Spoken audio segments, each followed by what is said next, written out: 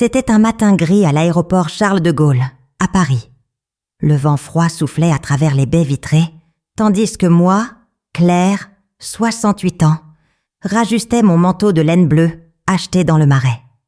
J'étais sur le point d'embarquer pour Marseille, où je rêvais de revoir la Méditerranée de ma jeunesse. À mes côtés, mon fils Julien semblait pressé, tapant sur son téléphone portable sans même lever les yeux vers moi. Quand il a annoncé qu'il devait partir avant même l'embarquement, j'ai ressenti le poids de l'abandon dans un lieu rempli d'inconnus. Le bruit des annonces en français et en anglais résonnait comme un cruel rappel de ma solitude, tandis que j'observais des familles se dire au revoir, avec tendresse autour de moi. Ma valise pesait plus lourd que mon cœur à cet instant. Avec ma valise à la main et le cœur battant, je réalisais que le billet acheté par Julien était incomplet. Il manquait la correspondance qui devait me mener à ma destination. Au comptoir de la compagnie aérienne, l'employé expliqua froidement qu'il n'y avait aucune réservation à mon nom pour le prochain tronçon. Le désespoir m'envahit, mais je refusais d'appeler mon fils, craignant d'entendre une nouvelle excuse lointaine. Au lieu de cela, je m'aventurais à demander des informations dans mon français hésitant, affrontant les regards impatients des voyageurs parisiens. Chaque refus était plus douloureux que le précédent, jusqu'à ce que la faim me pousse vers une petite brasserie de l'aéroport, où l'arôme de café fort et de croissants, fraîchement cuits, me rappela la vie simple que j'avais perdue dans les complications familiales des dernières années. Alors que j'envisageais déjà d'abandonner et de rentrer chez moi, j'ai rencontré Sophie, une jeune employée de l'aéroport qui, me voyant épuisée et perdue, a décidé de m'aider. Entre café et conversation rapide, Sophie a révélé sa propre histoire d'abandon par son père, créant un lien de confiance inattendu entre nous deux. Ensemble, nous avons affronté de longues files d'attente et des discussions tendues au guichet de la compagnie aérienne. Le moment décisif est venu lorsque moi, avec le courage de celle qui n'accepte plus d'être diminuée, j'ai élevé la voix devant le superviseur et exigé le respect que je méritais. Pour la première fois depuis des années, je ne me suis pas laissé réduire au silence, ni par la peur, ni par la honte. Sophie a tenu ma main pendant que je parlais, me donnant la force que j'avais perdue au fil des années de soumission aux décisions des autres. Des heures plus tard, j'embarquai enfin pour Marseille, le cœur battant d'une force oubliée depuis longtemps. Par le hublot de l'avion, les nuages s'ouvrirent pour révéler le bleu profond de la Méditerranée que je désirais tant retrouver. Je savais que ma relation avec Julien était loin d'être résolue, mais je comprenais aussi que ma vie ne dépendait plus de ses choix ou de ceux de quiconque. En descendant à l'aéroport provençal, je sentis l'air salé de la Côte d'Azur et, les larmes aux yeux, je me souris à moi-même.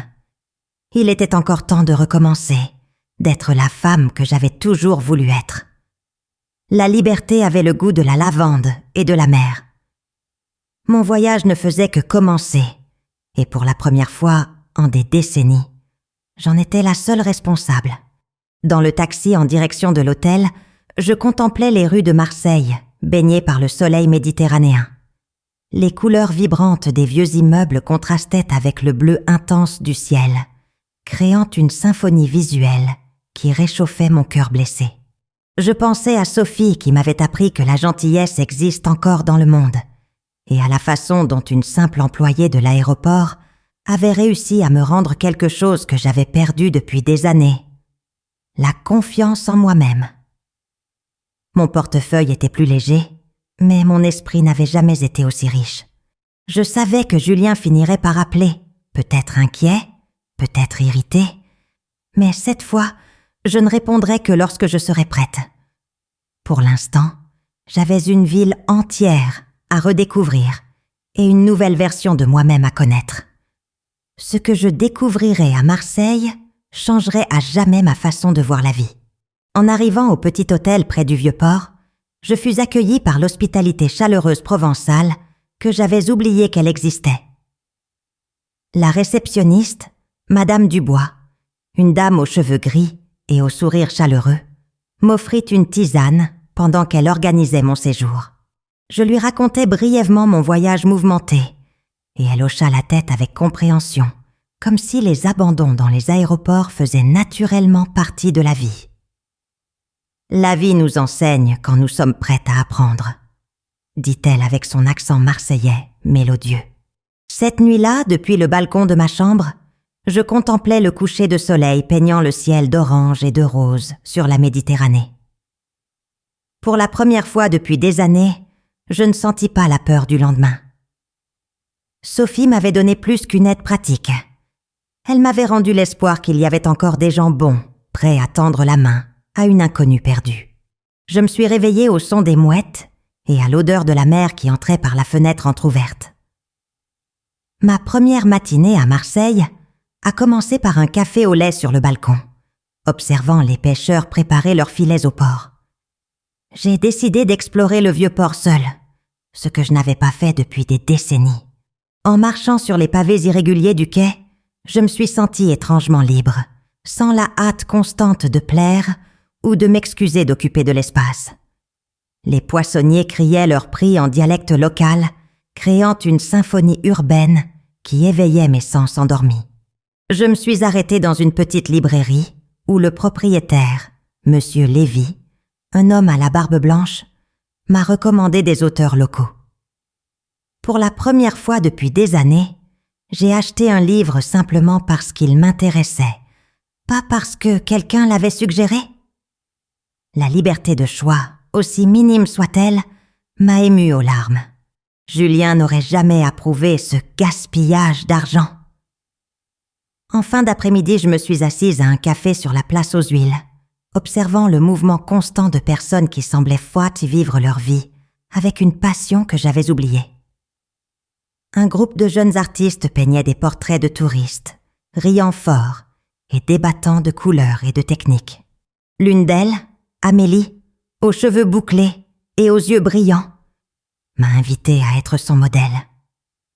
J'ai d'abord hésité, pensant à quel point Julien trouverait ridicule qu'une dame de mon âge pose pour un portrait de rue. Mais quelque chose dans mon cœur m'a poussée à accepter. Pendant qu'Amélie travaillait, nous avons parlé d'art, de voyage et de rêves abandonnés. Elle m'a raconté l'histoire de sa mère, qui avait aussi sacrifié ses rêves pour sa famille.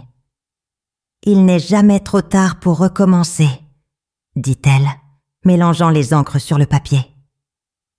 Ces mots ont résonné dans mon esprit comme une révélation. Peut-être ma vie n'était-elle pas finie, à 68 ans. Le lendemain matin, j'ai trouvé un message irrité de Julien sur mon téléphone. Il avait découvert ma localisation et exigeait des explications sur mon comportement irresponsable. Pendant quelques minutes, j'ai ressenti la sensation familière de culpabilité monter dans ma poitrine, l'impulsion automatique de m'excuser et d'expliquer. Mais ensuite, j'ai regardé par la fenêtre et j'ai vu la Méditerranée briller sous le soleil matinal, et quelque chose en moi a refusé de s'incliner. J'ai tapé une réponse simple. Je vais bien et j'apprends à vivre. Ce n'était pas une déclaration de guerre, mais une affirmation douce de mon indépendance. J'ai éteint le téléphone et je suis sortie explorer le quartier du Panier, avec ses rues étroites et ses maisons colorées qui semblaient sortir d'un tableau impressionniste. Chaque coin de rue révélait une nouvelle surprise.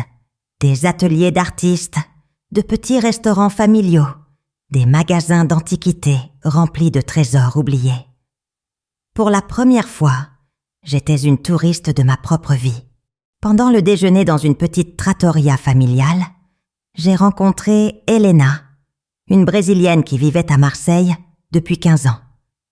Elle a remarqué mon air mélancolique pendant que je touillais distraitement ma ratatouille et s'est approchée avec la curiosité latine chaleureuse que j'ai immédiatement reconnue. Entre des gorgées de vin rosé de Provence, je lui ai raconté l'abandon à l'aéroport et mon voyage inattendu de découverte de soi. Helena a ri fort, non pas de moquerie, mais de reconnaissance. « Mon ex-mari m'a laissé à l'aéroport de Nice il y a 16 ans, a-t-elle révélé. J'ai pensé que c'était la fin du monde, mais ce fut le début de tout. Elle s'était complètement réinventée. Elle avait appris le français, ouvert une petite entreprise et s'était remarié avec un chef local. Son histoire m'a montré que les recommencements peuvent être glorieux, pas seulement douloureux. Nous sommes sortis ensemble au marché aux épices, où Elena m'a appris à choisir le vrai safran et m'a fait découvrir des saveurs qui ont éveillé mes papilles gustatives endormies. Le 4e jour, j'ai reçu un appel inattendu de Sophie, l'employée de l'aéroport qui m'avait aidée. Elle était en congé et s'est proposé de me faire découvrir des recoins secrets de Marseille que les touristes découvrent rarement. Ensemble, nous sommes montés jusqu'à la basilique Notre-Dame de la Garde, d'où toute la ville s'étendait comme une mosaïque de bleu et de terre cuite. Sophie m'a raconté qu'elle y venait chaque fois qu'elle se sentait perdue, cherchant une perspective sur ses problèmes. En observant la vue panoramique, j'ai compris quelque chose de fondamental. Ma vie n'était pas petite ou insignifiante, comme Julien m'avait toujours fait sentir. J'étais partie de quelque chose de plus grand, une histoire qui s'étendait au-delà des murs de ma maison et des attentes de mon fils. Nous sommes descendus dans l'après-midi par les escaliers de la vieille ville, nous arrêtant dans de petits bistrots où Sophie m'a présenté à des amis locaux. Chaque conversation me montrait une facette différente de la vie méditerranéenne, où les gens valorisaient le temps, les relations et le plaisir de vivre sans hâte. Lors de ma dernière nuit à Marseille, j'ai marché seule le long de la corniche Kennedy, la route côtière qui longe la Méditerranée sous les étoiles. Le vent doux portait le parfum de lavande et de sel marin, créant une atmosphère magique qui semblait suspendre le temps. J'ai pensé à tout ce que j'avais découvert sur moi-même en ces quelques jours. Ma capacité d'adaptation, ma force intérieure, ma capacité à nouer des amitiés sincères. Julien a rappelé, cette fois avec un ton moins agressif, presque inquiet. Nous avons parlé brièvement, et pour la première fois depuis des années, j'ai établi des limites claires sans m'excuser. Je reviendrai quand je serai prête. Ai-je simplement dit? J'ai senti que notre relation pourrait être reconstruite, mais selon de nouvelles modalités, où ma voix serait aussi entendue. En rentrant à l'hôtel, Madame Dubois m'attendait avec un petit cadeau, un sachet de lavande de son propre jardin. Pour que vous n'oubliez jamais que vous méritez d'être heureuse, a-t-elle murmuré avec une tendresse maternelle que je n'avais pas reçue depuis des décennies. Dans le vol de retour à Paris, j'ai contemplé les nuages à travers le hublot ovale et j'ai senti une transformation silencieuse s'opérer en moi. Je n'étais plus la même femme que celle qui était arrivée à Charles de Gaulle quelques jours auparavant, abandonnée et perdue. Je portais avec moi le portrait peint par Amélie, le sachet de lavande de Madame Dubois et une collection de numéros de téléphone de personnes qui se souciaient sincèrement de moi. Pendant la turbulence au-dessus des Alpes, je n'ai pas eu peur comme autrefois. Au contraire, j'ai ressenti un étrange sentiment de contrôle sur mon destin. L'homme à côté de moi a commenté les montagnes enneigées, et nous avons naturellement entamé une conversation qui a duré tout le voyage. J'ai découvert qu'il redéfinissait également sa vie après une retraite forcée. Nous avons échangé des histoires sur les recommencements tardifs, et il m'a donné la carte d'un club de randonnée à Paris. Pour la première fois, j'ai envisagé de participer à des activités sociales sans avoir besoin de l'approbation de qui que ce soit. Julien m'attendait à l'aéroport avec une expression mêlée de soulagement et d'irritation contenue. Il m'a embrassée rapidement, plus par obligation sociale que par affection sincère, et a immédiatement commencé une série de questions sur mes dépenses et mes décisions impulsives. Alors que nous marchions vers le parking, j'ai remarqué à quel point sa posture était tendue et contrôlante. Autrefois, je me serais recroquevillée sous ses critiques, mais maintenant je répondais avec calme et fermeté. Ce fut une expérience nécessaire, ai-je simplement dit lorsqu'il a interrogé sur l'argent dépensé à l'hôtel.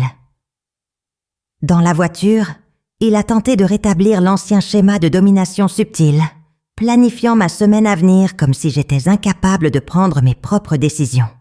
Mais maintenant je voyais clairement le schéma. Il avait appris de son père à traiter les femmes comme des éternelles mineures. La différence, c'est que je n'étais plus complice de cette dynamique. ma voix avait retrouvé sa force sur la côte méditerranéenne.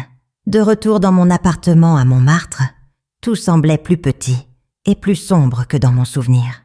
Les murs jaunis par le temps et les meubles que Julien avait choisis reflétaient une vie vécue en fonction des convenances d'autrui.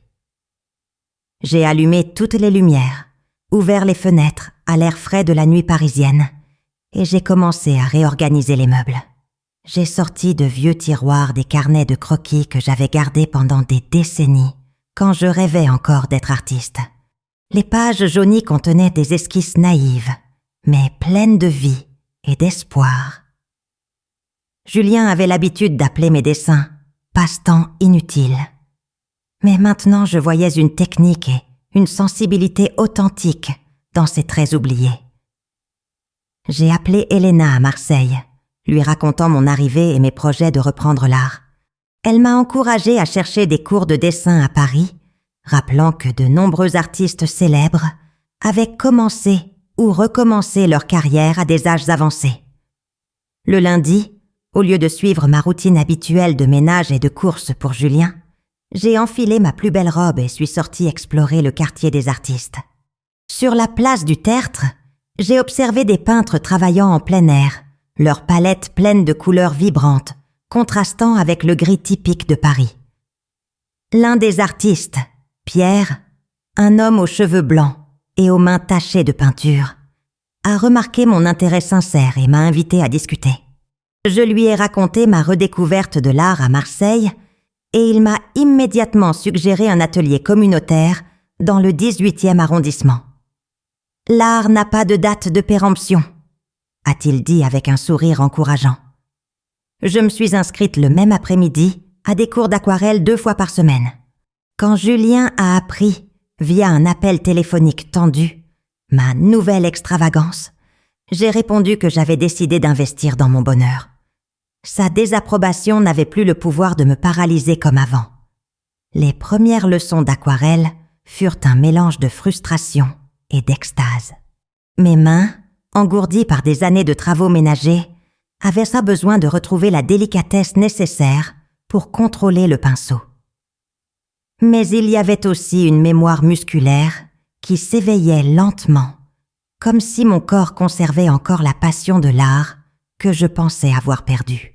Colette, ma professeure, une femme d'une 50aine d'années à l'énergie contagieuse, a loué mon intuition pour les couleurs. « Vous avez l'œil pour les nuances », a-t-elle dit, observant ma tentative de capturer le bleu méditerranéen qui m'avait tant marqué.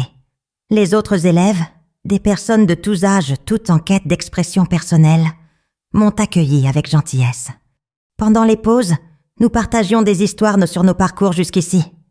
J'ai découvert que beaucoup avaient traversé de grands changements de vie, divorce, retraite, perte familiale. Nous étions tous des survivants reconstruisant nos identités à travers l'art.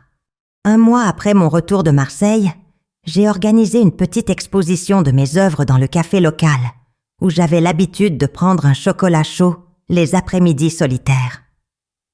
Rien de prétentieux, juste 6 aquarelles inspirées de mon voyage dans le sud de la France. Madame Rousseau, la propriétaire, a gentiment cédé un mur pour 1 semaine.